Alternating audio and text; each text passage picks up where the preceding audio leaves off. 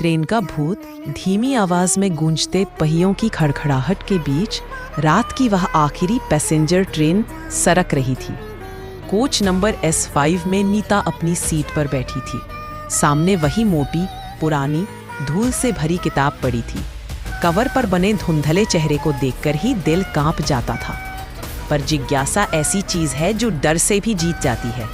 नीता ने पहला पन्ना खोला ही था कि हवा अचानक ठंडी पड़ गई। लाइट एक पल को झपकी और तभी ये कौन किताब के अंदर से जैसे कोई फुसफुसाहट उठी।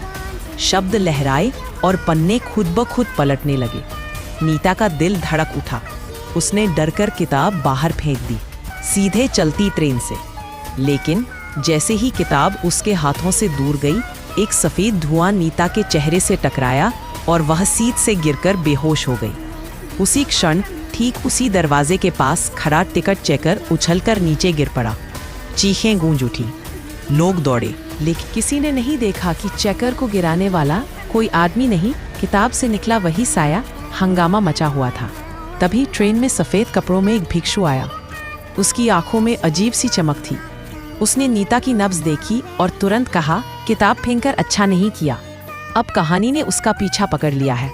लोग कुछ समझ पाते उससे पहले ही उसने नीता को अपने कंधे पर उठाया और अगले स्टेशन पर उतर गया। वहां उसे तुरंत अस्पताल पहुंचाया गया। रेल पुलिस पीछे पीछे वहां पहुंची। टिकट चेकर की हालत गंभीर थी, पर जान बच गई थी। लेकिन जब पुलिस कोच की तलाशी लेने लगी, मानो वह कभी थी ही नहीं। अस्पताल में नीता होश में आई तो उसकी कलाई पर नीली उंगलियों के निशान साफ दिखाई दे रहे थे, ऐसे जैसे किसी ने उसे जोर से पकड़ा हो।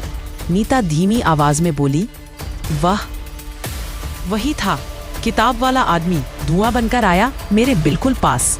डॉक्टरों ने उसकी बात को सदमा समझकर नजरअंदाज कर दिया, पर भिक्षु ने धीमे से कहा, कहते हैं इस किताब को पढ़ने वाला कभी वैसा नहीं रहता।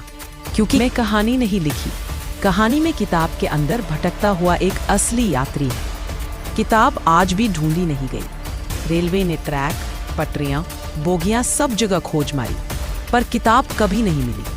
फिर भी कई यात्रियों ने दावा किया है कि कुछ रातों में तेज चलती ट्रेन की खिड़कियों पर एक फटा हुआ पन्ना चिपका मिलता है, जिस पर आधा चेहरा छपा होता है और नीचे लिखा होता है, कहानी तुम्हारे साथ आगे बढ़ेगी।